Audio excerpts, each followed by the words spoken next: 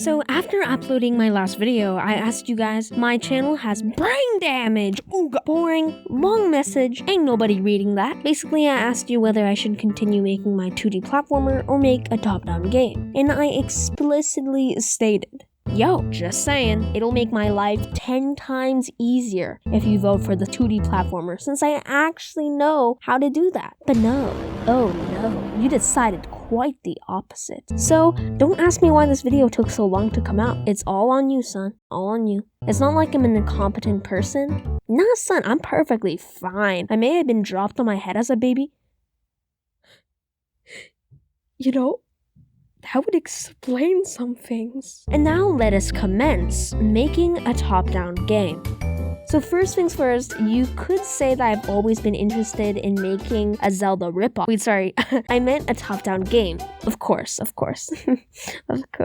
My first time I tried Unity, I actually tried to make a top-down game. And I say tried for a reason. About a month ago, I also made a prototype of some sort of top-down shooter, and now here I am. In the past month, I've become an asylum escapee.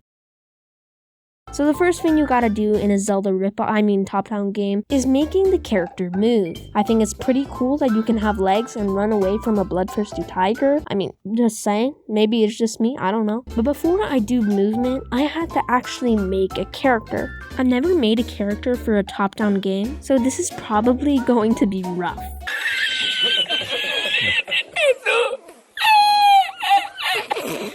And yeah, so we're done. I mean, it actually looks pretty good, if I do say so myself. But it took me a week, so like, I would hope it looked good. Like, 'cause if it didn't look good, man, I would be depressed. So what do you think of my character? It looks good, don't you think? Sorry to tell you, dude, but I don't know. The character just doesn't look that great. Thank you for your opinion. You're wrong. Bruh. I've also never done top-down movement before, so let's pray that there's some code I can learn from. So now our little character can move in all directions and is looking pretty nice. Hold up, wait a minute, something ain't right.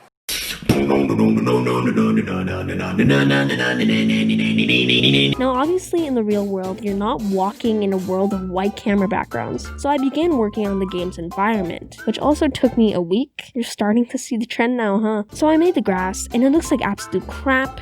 It looks like a 19th century rug or something that would show up in a grandma's living room, something that would show up in... Okay, my point is, it doesn't look like grass. So I made the patterns less random and more like actual grass. You would think that should have been my original approach, but hey, my lack of IQ brings me down, what can I say? And now we have grass that actually looks like grass. I made 8 different grass styles or else everything would look like crap. Not saying it doesn't look like crap, but more crap. You know, sometimes you have more crap than other... Okay, let me cut it right there, because that's kind of gross. I then made some foliage, such as bushes and trees. So now our world should work perfectly, and there is zero to no difference from this game to the real world. It is unbelievably realistic, from the graphics to the movement. If I ever sell this game, that will be my selling point. Okay, I will admit, I forgot that our character can walk on trees. So I wrote some code. Bruh. That didn't work. Awkward.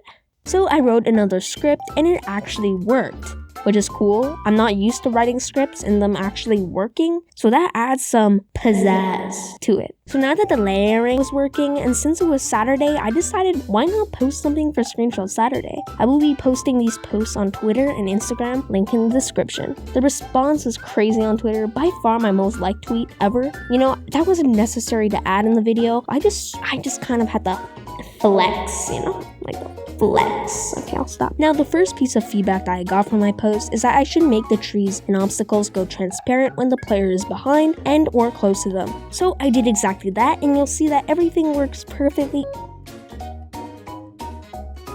I said everything is working perfectly. The tree will now become translucent when you're close to it, which is going to be useful if I ever make a dense forest or add enemies to the game. The whole 2 weeks, I was doing a bunch of homework assignments and hobbies, so I didn't get as much progress as I was hoping for. Totally not an excuse. Now, I know nobody cares how I did it. You don't want to see it. sucker, I'm gonna tell you anyways. Look at this cool ass code. The text box collider. The game object deactivates, but under there's a translucent version of the image. So cool, right? Not really. Please let me know if there's a way to code lowering the opacity, or if you have any other feedback on the game. Please let me know in the comments below.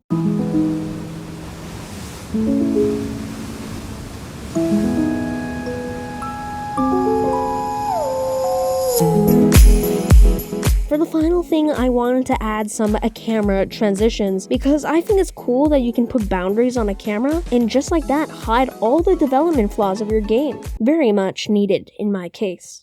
So the question for today's devlog is, what should I do next? Please let me know. As of right now, I'm probably going to be working on a combat system and enemies as well as a health functionality. And that's about all I've done so far. I know, it's barely anything. Now, I'm just saying I was very busy. Anyways, leave a sub, like, and a comment if you want to see more. Links below if you want to stalk me. And I mean, yeah, that's about it. I'm cooking up some very spicy, interesting videos, so definitely subscribe. Also, make sure to join my Discord server. I have my main server in which you can talk to me about videos and game development and other things. I also recently made a programming server completely separate from this YouTube channel, just putting it out there. So feel free to join. Now, stay safe and see you next time.